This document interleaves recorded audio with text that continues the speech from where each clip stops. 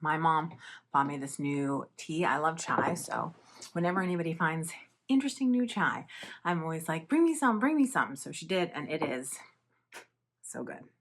If you're interested in making your art practice more focused and useful, I really encourage you to start crafting a personal artist mission statement. I think it's really, really helpful. It really becomes a mirror in your studio to see if you're doing the kind of work that you want to, and to help you make decisions about how to move forward, where to go.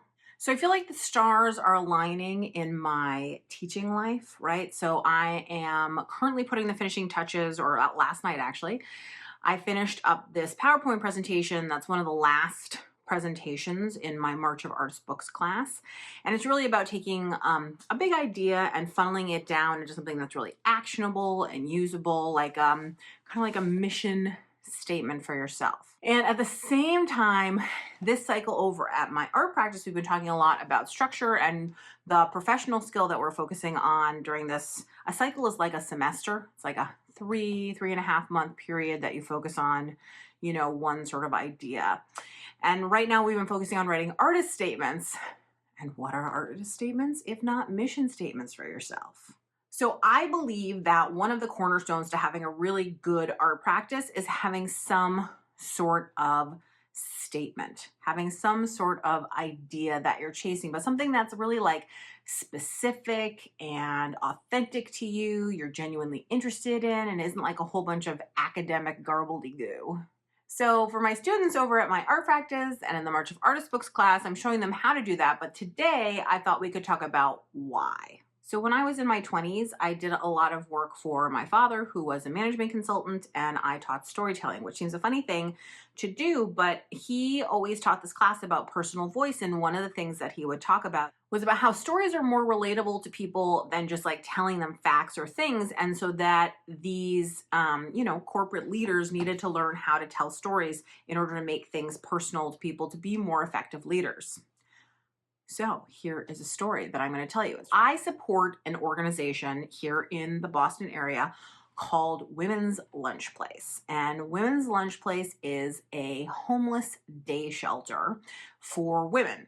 And they also offer things like legal advocacy, help with housing, healthcare, like doctors and NPs come by. They offer haircuts. They give sanitary supplies. There's a washing machine and a dryer for you to clean your clothes. They offer healthy, nutritious food and all of this kind of stuff that women need. And on top of that, one of the biggest mantras they have as an organization is dignity. They want to give their guests, the women that they serve, dignity. So many of the decisions that they make are based on how do we give women dignity, right? And so, if you're asking, should you plate the food this way or that way? Well, which way makes a woman feel more dignified? What are the kinds of things we should offer women to feel better about themselves, to give them a sense of dignity? I think some people think of like, they need only the most basic things if they're homeless because they must be desperate for everything. But no, it's like you want to nurture all parts of them. So there's a library where women can take books and read books. There's, art classes. There's all sorts of things that give you a sense of self as yourself, as a thinking being. Just because you're homeless doesn't mean that you stop being a wonderful person. So what's my point? Well, thank you so much for asking. I was hoping that you would. So their mission, right, helps them make decisions. It's a way of narrowing. Like, one, are you in Boston or are you not? Because we serve Boston.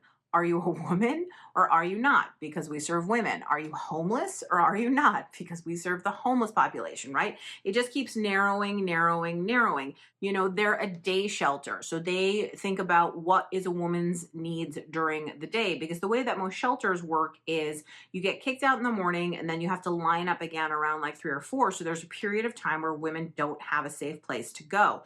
And that's what Women's Lunch Place hopes to do, is to operate in that time when the overnight shelters aren't there to help you. So it's a day shelter. And then maybe the last part of their funnel is dignity. Like, does this give a woman dignity? So it helps them to make decisions in terms of the programs they should run, the people, the staff who might be a good fit for them, all that kind of stuff. My brain has just gone off on a tangent. My husband is out of town and he just called me and I now can't remember what I was talking about. Narrowing, right? Okay, so we were talking about how the mission statement for Women's Lunch Place helps them narrow, right? So you can do the same thing for your art. You can have a statement that helps you to make decisions, that helps you to know what to make, that is like a support, a buttress, a helpmate to you in your studio. Okay, so here is my warning to you. A lot of people want to say that what they make art about is sort of like a label. I make art about nature. I make art about the human condition. I make art, about shapes. I mean, but those are such big labels. They're not particularly interesting. They're definitely not unique in any way, and they don't actually really help you narrow that much. I believe that all artists make art about these labels sort of vis-a-vis themselves. Like you and I may have very different perspectives on nature. You and I may have very different thoughts, on the human condition or on any of these things. And that's the thing, which is your position on it is part of what makes your art unique. See how much I've emphasized the word your? So here, I wrote down this statement because I thought it would be useful. So I use overgrown nature as a metaphor for motherhood and the beautiful, layered, uncontrollable chaos of that experience. Right? That's a lot more specific and interesting and helpful to me in the studio than just saying like I make work about nature or motherhood and nature together. Like what about it? What about it, right? So for me in this sentence, I'm not just using nature because it's not a controlled, beautiful, ikebana design. It's not a developed, pruned, shaped, plant. I'm talking about overgrown nature, wild nature, right? That's a specific kind of nature. So that's one kind of specificity that is already narrowing. Okay, so I use it as a metaphor for motherhood. Lots of people are mothers, but then I talk a little bit more about my experience of motherhood, right? And the beautiful, layered, uncontrollable chaos of that experience. This is not everybody's experience. There are plenty of people who don't find motherhood beautiful, who don't find it uncontrollable. Women who are far better than I, let me say, because I find it very uncontrollable.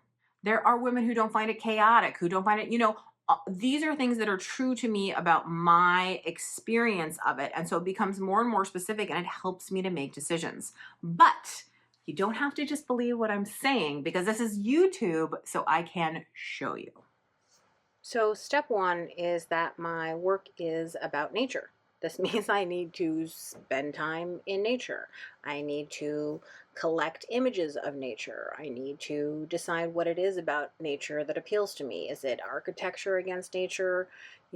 Is it snowy nature? Is it sunny nature? Is there a certain kind of feeling? I mean, one of the things that I definitely say is I'm interested in sort of wild nature. So that means things that are not necessarily cultivated, what is grown locally and naturally around here. It really, to me, means like when things are kind of overgrown and finding the beauty in the sort of fecundity of nature, looking at weeds. But my work is also about motherhood. So then I'm definitely out in nature with my child. I'm paying attention when I'm playing with him. What is he interested in? What kind of shapes is he using? What kind of language is he using? How is he holding things? What is this stage of development like as opposed to another? Along with, it's not all about him, it's about my experience of motherhood. So how am I feeling? What am I thinking today? What's going on with me in this moment? Do I feel anxious, happy, upset, sort of all those things at once? And how does that feel?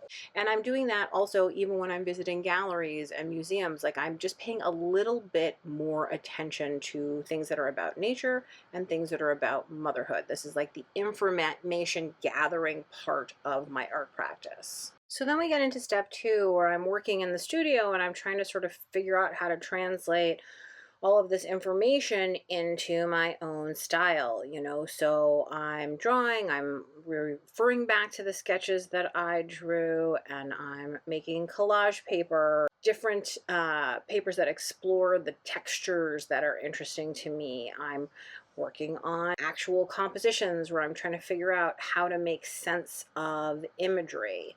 And I'm really just exploring everything. I always have 1,000 sketchbooks going because I've got different ideas. You know, I want to be able to do lots of different experiments to figure out how to capture those things about nature and about my emotions about motherhood and about my emotions about both of them that really resonate for me and make sense to make art from.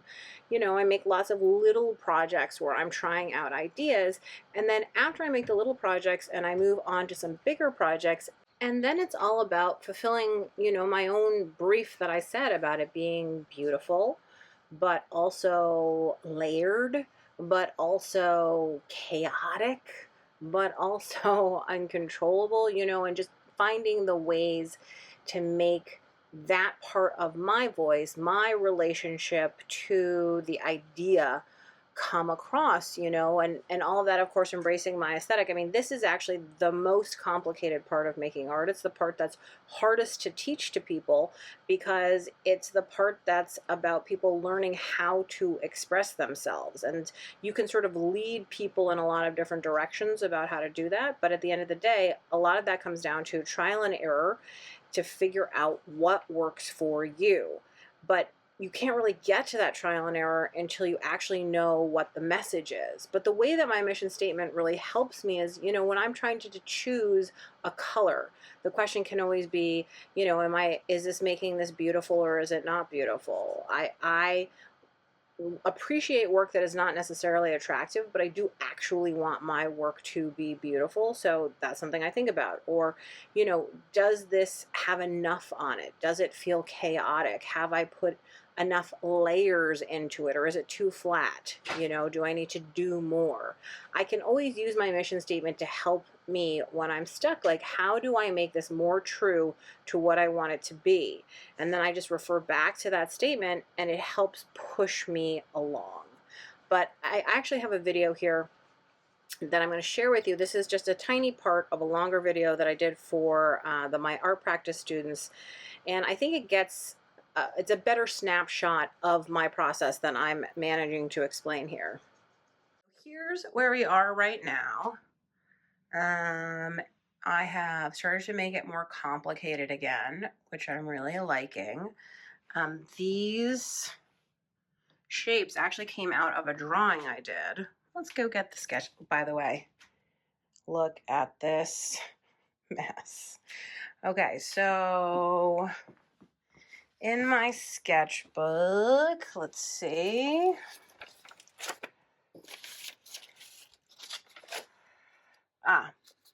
So these are some like overlapping. This was a negative shape drawing of a piece, and I realized when I did it that what I think I really liked was sort of the pathways and the overlapping lines.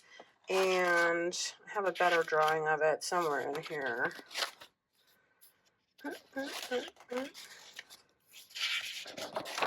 Here you go. So here are some like shapes that I was thinking of from drawing this actually print of a bee that I saw at the museum. And those are the kind of shapes that now I'm finding in this work. So I hope that clip gave you a little taste of what I mean when I say that all my decisions get made with the help of that mission statement, right? I'm using the colors from these apples, you know, to influence what's happening in more abstract work. I'm playing with, you know, different ideas from research that I've done or experiments that I've done. I'm listening to my statement about what I want my work to be about as I think about how to go forward, what motifs to use, what supplies to use. I talk a lot about controlled chaos, and this actually is a great example of controlled chaos. Here we have the chaos before, and then it is transformed into something that is beautiful. It's a container. I think that motherhood often is a container. You know, you're holding together this little human. And so the mission statement helps me in deciding what to do, how to do it. So I have to tell you that the first few times I tried to write an art statement, not the first time, not the second time, not the, like every, it took me a lot of tries. Nobody can say that I don't try hard. it was terrible. It was a horrible experience. I felt claustrophobic. I felt like I was hemmed in, like I was cutting off a limb. There's no way that I can limit myself in this way. I have learned over the years that the artist statement is in fact not a jail. It's not something that's meant to constrict you. It's something that's meant to help you and guide you. It's a statement that just is to assist you. And when it no longer serves you, it's time to change it. It's a living and breathing thing. And they say that most artists should revisit their artist statement every like 6 months to 12 months, because as you change, so should it. As your interests change, so should your statement about your work, about what you're interested in at the moment. Now, if you want help with that process, I hope you'll come over to myartpractice.com. You can also check out my March of Artist Books class, where we're talking about it not as like an overarching statement for your whole practice, but certainly for the practice of making books. So I wrote down some slogans here to see which one would stick. So you tell me, vote for your favorite slogan. So slogan number 1 is, just remember, it's not permanent. It's clarity for right now in this moment. And slogan number 2, specificity doesn't limit you, it gives you direction. And slogan number 3, you're allowed to change, but you need something to stand on first. I think these are all good slogans because I think they all get to this same idea, which is an artist statement, a mission statement, an artwork statement, a big thought about what you're making is there to help the art along as a structure, as a lattice, as a skeleton. It is not there to make you feel like you are trapped, constrained, or can't do what you want to do. If it is an accurate statement that is true to who you are and what your interests are, then it will be helpful. If it's inaccurate, just like ill-fitting clothes, right? Buy clothes the wrong size, they won't fit. Make an artist statement that's not the right size, it won't fit. You have to find the right fit for you. So I hope that you will think about doing this, and it's been so good for me. It has really helped me change direction. The best compliment ever that I got from my Crick group, like maybe 2 months ago, and it stayed with me because it meant so much to me, is a bunch of the women there talked about how I had really turned my art practice around, and it like met all the goals that I said I wanted to, and that they were impressed that I had sort of made it happen. But it's not magic, right? I knew that it had happened because I had this guiding statement. And I've had a few in the years that I've known these women, but they have all helped me go where I wanted to go. If you like this video, I hope you will check out my other videos, and I hope you'll give me a like and subscribe to this channel.